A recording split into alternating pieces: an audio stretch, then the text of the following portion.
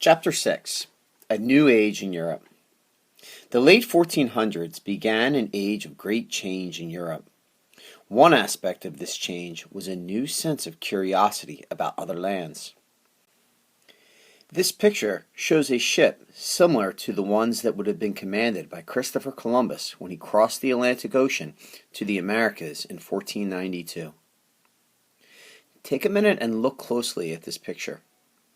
What do you notice about the design of the ship that might make it suitable for undertaking a long ocean voyage? What kind of storage areas do you think the ship has? What do you think might cause people to set out on a voyage into the unknown? Would you make such a trip? Why or why not? Section 1. The Renaissance and Reformation. What do you do when you think or hear about an interesting new idea? You probably share it. Maybe you share it by telling someone else about it. During the Renaissance and Reformation, many people in Europe had new ideas they wanted to share. Questions to think about through the section and throughout the video, and ones you should be able to answer by the end, are: why did the Renaissance begin in northern Italy rather than in northern Europe? And why did many northern European leaders want to adopt Protestant religions? Key terms you will hear throughout the video in the section: Renaissance, perspective, Reformation, indulgence, and Protestant. Key people and places will be Leonardo da Vinci, Michelangelo, Martin Luther, and the city of Florence. Have you ever wanted to fly like a bird? Leonardo da Vinci did. This brilliant artist and scientist who lived about 500 years ago thought that people could learn to fly. He studied birds and bats as well as winged toys and seeds to learn about flying. Leonardo never built a working airplane, but as you can see from his drawings, he drew plans for one. He also made drawings of what looked like early examples of a parachute and a helicopter. Leonardo was just one of many gifted Europeans who lived between 1300 and about 1600. This was the time of the Renaissance, or rebirth of learning in Europe. Toward the end of the Middle Ages, people again became deeply interested in art, literature, science, and many other subjects. People changed the way they saw themselves and their world. The Renaissance began in northern Italy and spread to the rest of Europe. The world that made Leonardo. Italy, where Leonardo lived, was an unusual place. During the Middle Ages, life in Italy was easier than in much of the rest of Western Europe. People in northern Europe were threatened by war and disease. They depended on the protection of the clergy and local lords, who were controlled by popes and kings. But in northern Italy, people lived in city-states, or cities that had self-rule. The lives of these people were not as closely controlled by popes and kings. Instead, power was held by wealthy merchants. These merchants controlled European trade with Asia. Muslim traders brought precious goods like silk and spices from the east to the Mediterranean. From here, Italian merchants transported the goods throughout Europe, reselling them at top prices. Because of their wealth from trade, some northern Italians had more time to think, to read, and to create and enjoy art. In the world of Renaissance Italy, artists competed for fame and money like athletes of today. Wealthy and powerful families sponsored artists and art schools. Because they were proud of their cities and their families, the wealthy built fine homes. Many were religious people who expressed their love of God by spending money to build and decorate churches. Others hoped that offerings of beautiful works of art would lead God to forgive their sins. Some popes sponsored the arts because they hoped to inspire loyalty to the church. The Renaissance artist. From its birthplace in northern Italy, the Renaissance spread to other European lands. After all, Italian artists had much to teach other Europeans. They had studied and copied the classical art of ancient Greece and Rome. Like the artists of these two civilizations, they wanted to show things as they really were. Techniques used by artists. To better understand how to draw and paint people, Italian artists studied the bones, muscles, and organs of the body. They used perspective in their paintings. This is the technique of showing objects as they appear to the eye. One of the ways they did this was to make distant objects smaller in relation to closer objects. For example, this tree is much smaller than the people in the foreground. And obviously, a tree in real life would be much larger than a human being. This made scenes in their paintings look as they appear to the human eye. In addition, they used light and shadow to make the things they painted look solid. Michelangelo and the Sistine Chapel. Michelangelo was one of these artists. Sponsored by Leonardo de' Medici, a wealthy citizen of Florence, and others, Michelangelo began his career as a sculptor.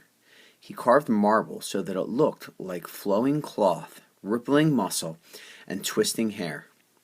As you can see in the two sculptures on your screen, the first is an image of Moses, or a sculpture of Moses,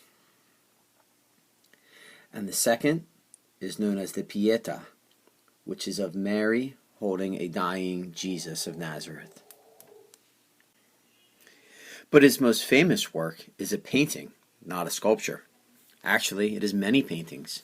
Together, these paintings cover the ceiling and walls of the Sistine Chapel in the Vatican in Rome, Italy.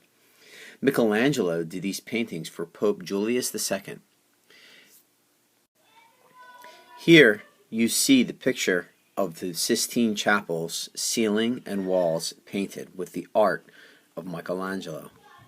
It took Michelangelo about 4 years to finish painting the Sistine Chapel.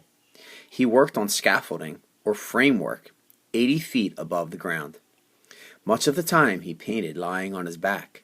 Sometimes he stood for hours with his arm up in the air and his neck bent backward. The Pope was angry because the work took so long. Once he even hit Michelangelo with his cane and threatened to push him from the scaffolding. But Michelangelo kept working. When he finished, viewers were amazed. Michelangelo had used his artist's understanding of bone and muscle to bring scenes from the Bible to life in paint. The Reformation. Michelangelo's work showed the great power of the Roman Catholic Church in his time. But not everyone was happy with the Church. In 1517, 5 years after Michelangelo finished painting the Sistine Chapel, a German monk named Martin Luther sharply criticized the Church. Luther nailed a list of his complaints on the door of a church in Wittenberg, Germany. This act changed the religion of his times. The change he caused was called the Reformation because it was meant to reform or change and improve religious customs. The Protestant Reformation. Martin Luther's beliefs were very different from those of the Pope. According to Luther, people did not need bishops and popes to tell them what God wanted them to do. Belief in God, not obedience to the church, was the key to getting into heaven. Luther especially disliked the way the church raised money by selling indulgences, which were official pardons given by the Pope. If people committed a sin, they could pay money to the church for an indulgence and be forgiven. In other words, you could buy your way into heaven. Martin Luther didn't believe that.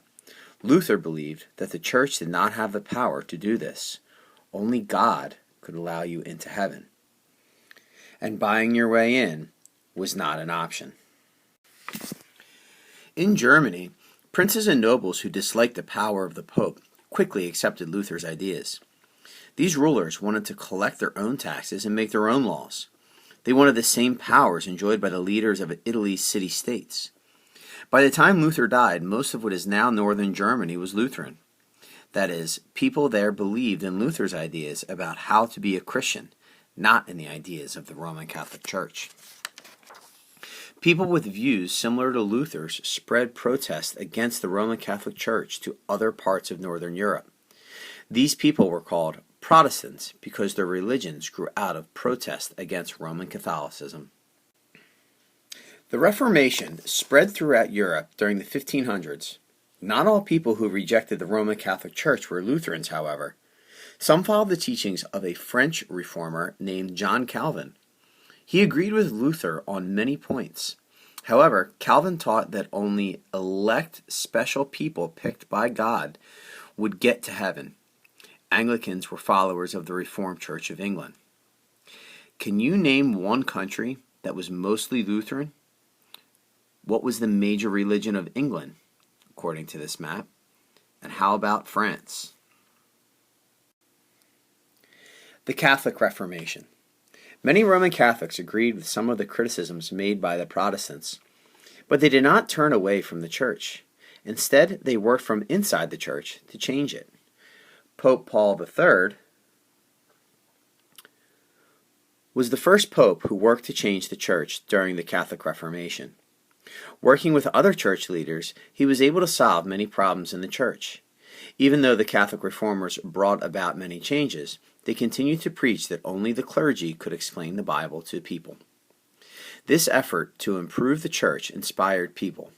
St. Vincent de Paul worked to help the poor people of Paris. Ignatius Loyola founded the Society of Jesus. Jesuits, as members of the society were called, were among the best educated people of Europe at this time. They also became well known for their work as teachers.